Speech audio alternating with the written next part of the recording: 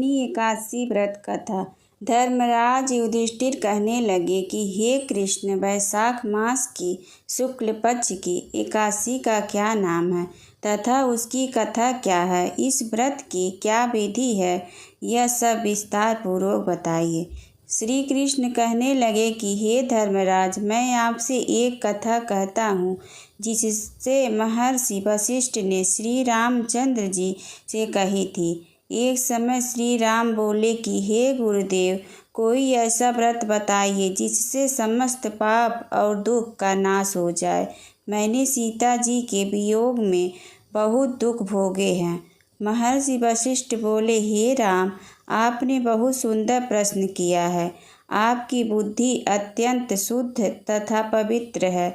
यद्यपि आपका नाम स्मरण करने से मनुष्य पवित्र और शुद्ध हो जाता है, तो भी लोकहित में यह प्रश्न अच्छा है। वैशाख मास में जो एकादशी आती है उसका नाम मोहिनी एकादशी है। इसका व्रत करने से मनुष्य सब पापों तथा दुखों से छूटकर मोहजाल से मुक्त हो जाता है। मैं इसकी कथा कहता हूँ, ध्यान पूर्वक सुनो। सरस्वती नदी के तट पर भद्रावती नाम की एक नगरी में द्युतिमान नामक चंद्रवंशी राजा राज करता था। वहाँ धन धान्य से संपन्न व पुण्यवान धनपाल नामक वैश्य भी रहता है। वह अत्यंत धर्मालु और विष्णु भक्त था।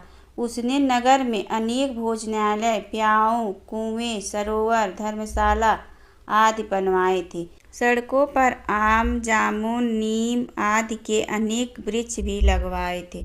उसके 5 पुत्र थे, सुमना, सदुद्धि, मेधावी, सुकृति और धृष्टबुद्धि। इनमें से 5वां पुत्र धृष्टबुद्धि महापापी था। वह पितृ आदि को नहीं मानता था। वह वैश्या दुराचारी मनुष्यों की संगति में रहकर जुआ खेलता और पर स्त्री के साथ भोग विलास करता तथा मांस का सेवन करता। इसी प्रकार अनेक कुकर्मों में वह पिता के धन को नष्ट करता रहता। इन्हीं कारणों से त्रस्त होकर पिता ने उसे घर से निकाल दिया। घर से बाहर निकालने के बाद वह अपने गहने कपड़े बेचकर अपना निर्वाह करने लगा। सब कुछ नष्ट हो गया तो वैश्या और दुराचारी साथियों ने उसका साथ छोड़ दिया। अब वह भूख प्यास से अति दुखी रहने लगा। कोई सहारा न देख चोरी करना सीख गया। एक बार वह पकड़ा गया तो वैश्य का पुत्र जानकर चेतावनी देकर छोड़ दिया गया, मगर दूसरी बार फिर पकड़ में आया गया। राजा से इस बार उसे कारागार में डाल दिया गया। कारागार में उसे अत्यंत दुख दिए गए। बाद में राजा ने उसे नगरी से निकल जाने का कहा।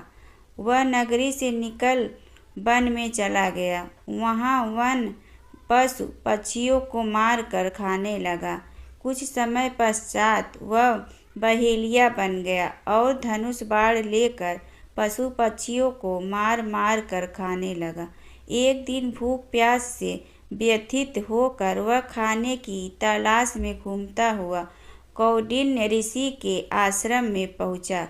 उस समय वैशाख मास था और ऋषि गंगा स्नान कर रहे थे। उनके भीगे वस्त्रों के छींटे उस पर पड़ने से उसे कुछ सद्बुद्धि प्राप्त हुई। वह कौंडिन्य मुनि से हाथ जोड़कर कहने लगा कि हे मुनि, मैंने जीवन में बहुत पाप किए हैं। आप इन पापों से छूटने का कोई साधारण बिना धन का उपाय बताइए। उसके दीन वचन सुनकर मुनि ने प्रसन्न होकर कहा कि तुम वैशाख शुक्ल की मोहिनी नामक एकादशी का व्रत करो, इससे समस्त पाप नष्ट हो जाएंगे। मुनि के वचन सुनकर वह अत्यंत प्रसन्न हुआ और उनके द्वारा बताई गई विधि के अनुसार व्रत किया। हे राम, इस व्रत के प्रभाव से उसके सब पाप नष्ट हो गए और अंत में वह गरुड़ पर बैठकर विष्णु लोक गया। इस व्रत से मोह आदि सब नष्ट हो जाते हैं। संसार में इस व्रत से श्रेष्ठ कोई व्रत नहीं।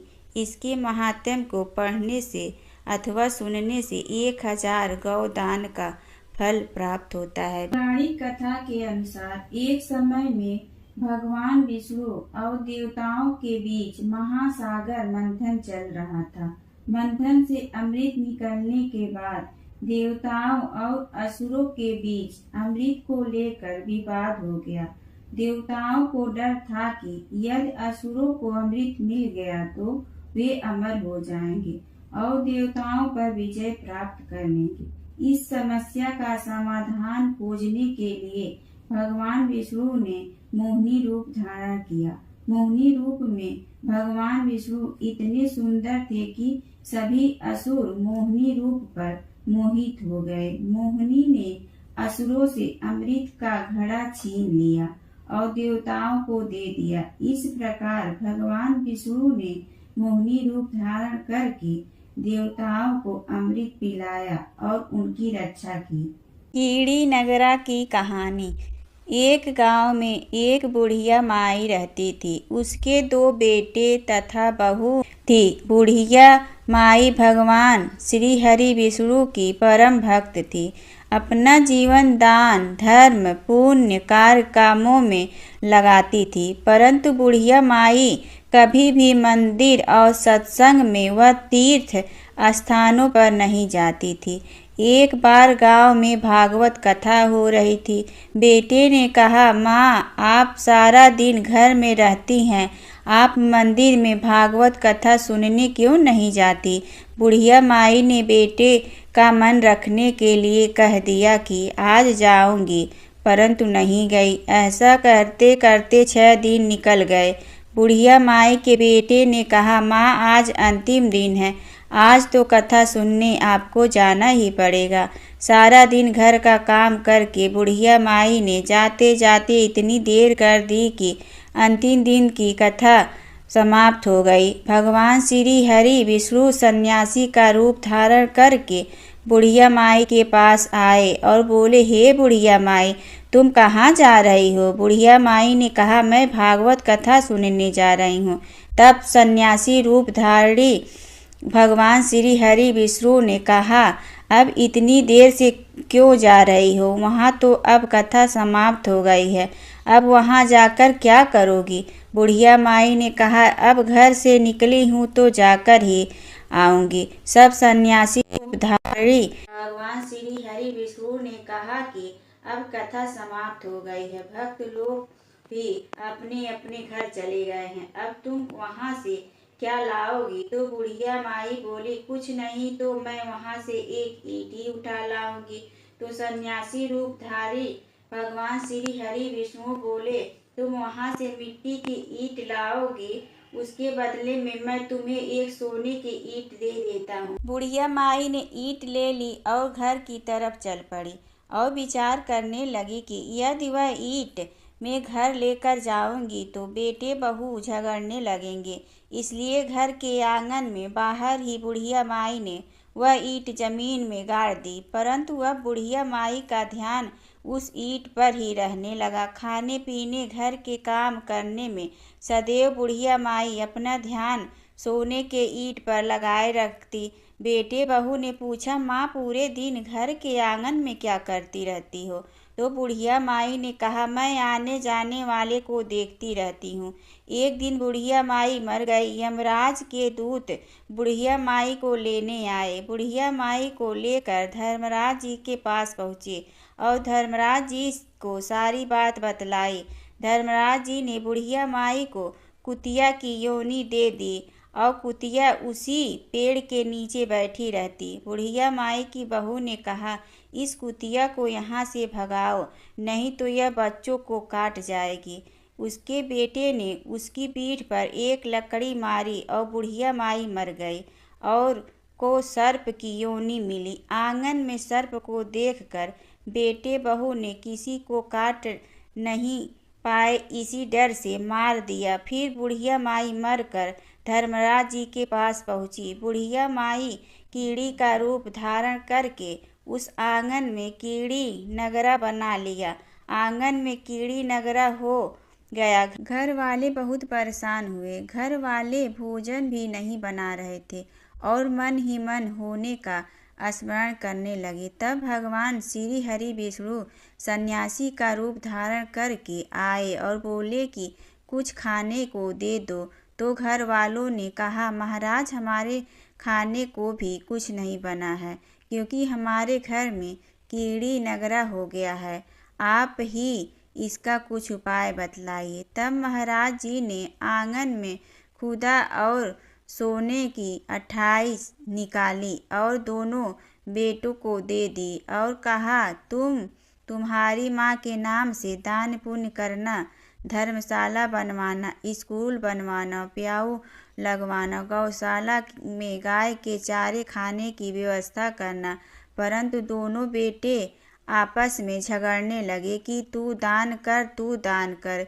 किसी ने बुढ़िया माई के नाम से कोई दान नहीं किया और कीड़ी नगरा वहाँ उसी स्वरूप में स्थापित रहा। कुछ दिन बाद सन्यासी वापस आया और बुढ़िया माई के बेटों ने भगवान स्वरूपधारी सन्यासी महाराज से कहा कि हमारी घर की हालत वैसी की वैसी है, कीड़ी नगरा तो वैसे का वैसा ही है। तब साधु रूपधारी सन्यासी महाराज ने कहा, वह सोने के ईंट के टुकड़े लाओ और उन्हें बेचकर उनसे जो भी धन मिले उसे तुम्हारी माँ के नाम से दान पुण्य करो। इस कीड़ी नगरा पर शक्कर और आटा डालो। तुम ऐसा करोगे तो तुम्हारी माँ को मोक्ष प्राप्ति होगी। और उनके घर से कीड़ी नगरा चला गया। जो व्यक्ति प्रतिदिन सुबह प्रातः आटा और शक्कर खेड़ी नगरे पर डालता है, वह सदैव धनवान, पुत्रमान, संपन्न, सुख समृद्धि से जीवन यापन करता है। उसके घर में कभी कोई कष्ट नहीं आता और उसका जीवन सदा सर्वदा आनंद से व्यतीत होता है। उसके परिवार उसे अत्यधिक स्नेह प्रदान करते हैं। कीड़ी नगरा प्रतिदिन सींचने से जुड़ी नगरी की कहानी सुनने से, दान पुण्य व धर्म कार्यों में रुचि लगाने से जीवन उत्तम हो जाता है। बोलो विष्णु भगवान की जय। ओम जय जगदीश हरे स्वामी, जय जगदीश हरे। भक्त जनों के संकट क्षण में दूर करे। ओम जय जगदीश हरे। जो ध्यावे फल पावे, दुख बिन से मन का। सुख संपत्ति घर आवे, कष्ट मिटे तन का। ओम जय जगदीश हरे। मात पिता तुम मेरे, शरण कहूँ किसकी। तुम विनय और न दूजा, आस करूँ जिसकी। ओम जय जगदीश हरे। तुम पूर्ण परमात्मा, तुम अंतर्यामी।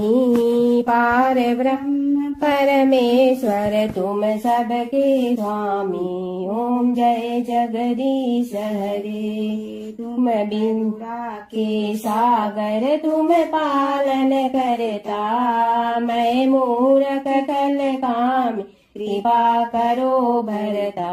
ओम जय जगदीश हरे। तुम हो ये कय गोचर, सबके प्राणपति। किस विधि मिलूं दया में, तुमको मैं कुमति। ओम जय जगदीश हरे। दीन बंधु दुख हरता, तुम रक्षक मेरे। अपने हाथ उठाओ, द्वार पड़ा तेरे। ओम जय जगदीश हरे। विषय विकार मिटा, पाप हरो देवा। श्रद्धा भक्ति बढ़ाओ, संतन की सेवा। ओम जय जगदीश हरे। तन मन धन सब तेरा, स्वामी सब कुछ है तेरा। तेरा तुझको अर्पण क्या लागे मेरा।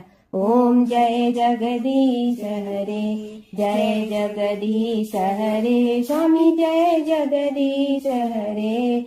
भक्त जनों के संकट क्षण में दूर करे। ओम जय जगदीश हरे, स्वामी जय जगदीश हरे।